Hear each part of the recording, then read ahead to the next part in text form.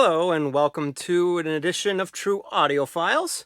The main topic for this week's episode is to do a sound quality shootout between a couple of different versions of Thelonious Monk's Brilliant Corners. For those of you who don't know, it was released as a craft small batch one step about a week or so ago. I got it in the mail probably beginning of last week and have been able to kind of listen to that one and another one that I'll talk about in a second. So one thing I would like to talk to you also about very briefly, because it's just a minor thing, hopefully.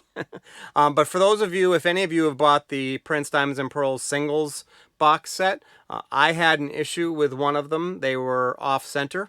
One of them was way off center, and actually technically the holes were a little bit small, but I can make them work. But if you haven't opened yours yet, please do so and double check to make sure that you don't have those issues. I had the main issue on the cream single, so check that out and make sure. So, all right, so next up, what I've done here is I actually have a early pressing. I don't think it's a first pressing, but it's an early pressing of Brilliant Corners by Thelonious Monk, and Sonny Rollins and Clark Terry are also on here.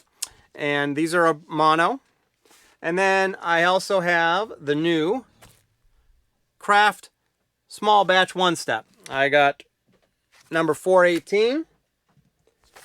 I'm going to apologize ahead of time because there's probably going to be a lot of noise potentially because I've got some work being done upstairs in my house. So you might also see lots of edits because of that. So I will apologize ahead of time. So anyway, this was cut by Burning Grunman. It's on a 33 RPM, and then they actually pressed it on the same vinyl that Mobile Fidelity uses. It's the super vinyl, kind of the see-through black vinyl. And so let's get started on it. So how I usually do these shootouts is I will listen to the newest version I got, in this case, the one step, all the way through once.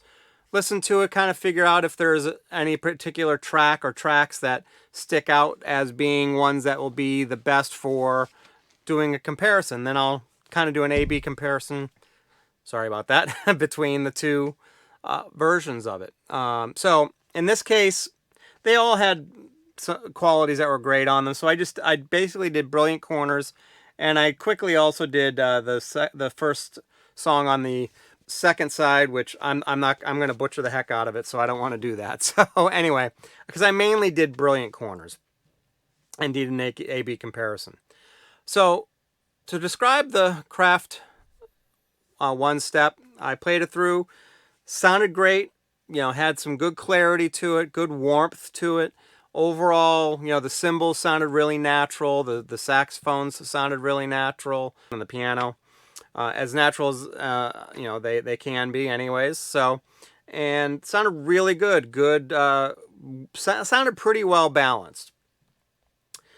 Then I put on the early 60s pressing. I believe it's an early 60s pressing, early pressing. And one thing I noticed right off the bat is it actually was cut quite a bit quieter. So I had to turn it up some more to try to get the even level playing field in terms of the sound levels. But it also seemed to have a little bit more depth in terms of it was deeper in the soundstage. I have a hard time differentiating, front to back on mono recordings, so I can't really say I noticed anything on that. But I did notice, that it did seem to be deeper in the soundstage on the older pressing. But it also seemed a little bit thinner.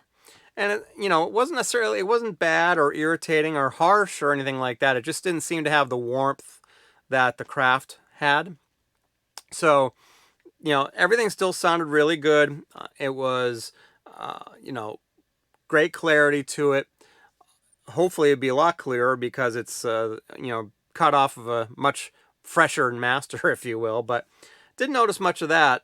In terms of this, I mean, the one thing that I noticed, which I don't think you're going to be able to avoid, is, because of its age and the record, it was a little bit noisier. But I think some of that has to do a little bit with, the quality of the vinyl that they used on the Craft small batch as well. So, but overall, I would say both sounded really, really good.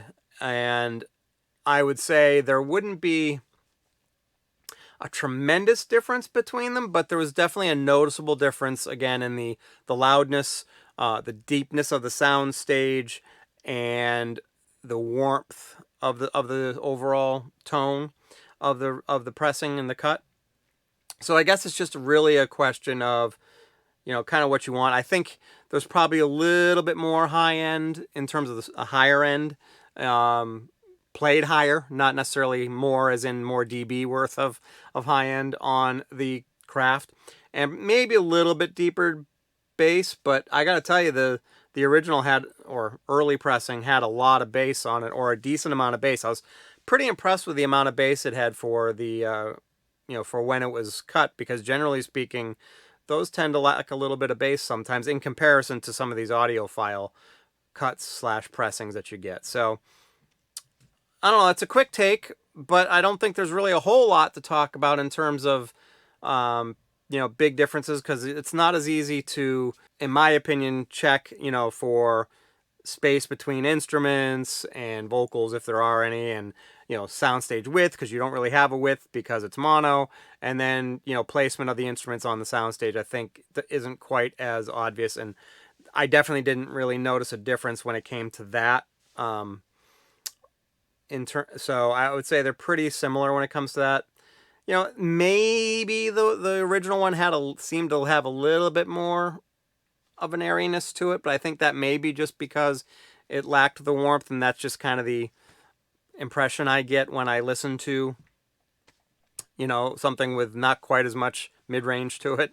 So I don't know, that was kind of my take. I would love to hear if any of you guys have an earlier first pressing. I'll show you the labels on this one. It's got the blue labels, Blue Riverside label on it here.